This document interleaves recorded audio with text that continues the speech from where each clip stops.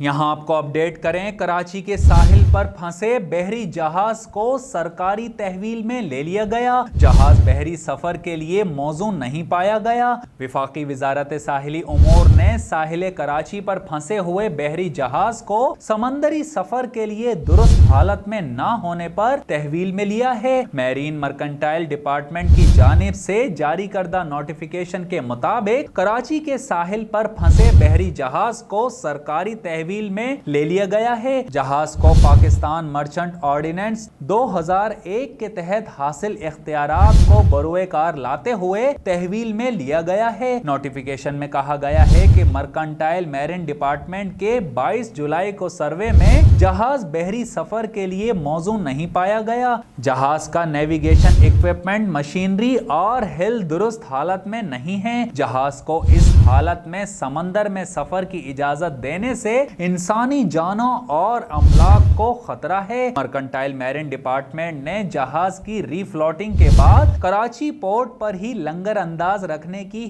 ہدایت کی ہے۔ جہاز کی مرمت کے بعد سروے کیا جائے گا۔ سروے میں جہاز سفر کے قابل ہوا تو اسے جانے کی اجازت دی جائے گی۔ جہاز کو بین الاقوامی ضابطوں کے مطابق ایڈمنسٹریشن کی جانب سے سی وردی نے سرٹیفکیٹ حاصل کرنا ہوگا، جبکہ جہاز کے انجن اور نیویگیشن سسٹم سمیت تمام مشینری کی جانچ کی جائے گی اور جہاز کے تلے کا زیر آب بھی معائنہ کیا جائے گا۔ یہاں آپ کو اپڈیٹ کریں، کراچی کے ساحل پر پھنسے بحری جہاز کو سرکاری تحویل میں لے لیا گیا۔ جہاز بحری سفر کے لیے موزوں نہیں پایا گیا۔ وفاقی وزارت ساحلی امور نے ساحل کراچی پر پھنسے ہوئے بحری جہاز کو سمندری سفر کے لیے درست حالت میں نہ ہونے پر تحویل میں لیا ہے۔ میرین مرکنٹائل ڈپارٹمنٹ کی جانب سے جاری کردہ نوٹیفیکیشن کے مطابق کراچی کے ساحل پر پھنسے بحری جہاز کو سرکاری تحویل میں لے لیا گیا ہے۔ جہاز کو پاکستان مرچنٹ آرڈیننس 2001 کے تحت حاصل اختیارات کو بروئے کار لاتے ہوئے تحویل میں لیا گیا ہے۔ نوٹیفیکیشن میں کہا گیا ہے کہ مرکنٹائل میرین ڈپارٹمنٹ کے 22 جولائی کو سروے میں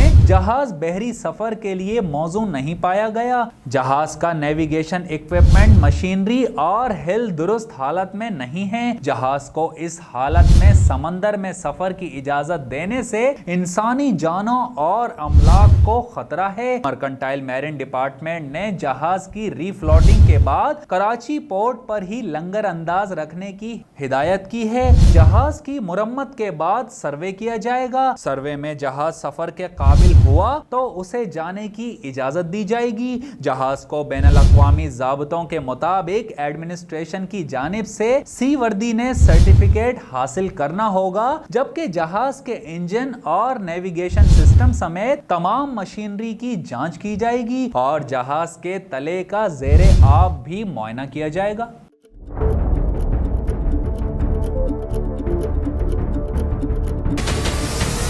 ہمارے چینل کو سبسکرائب کریں اور بیل آئیکن پر کلک کریں۔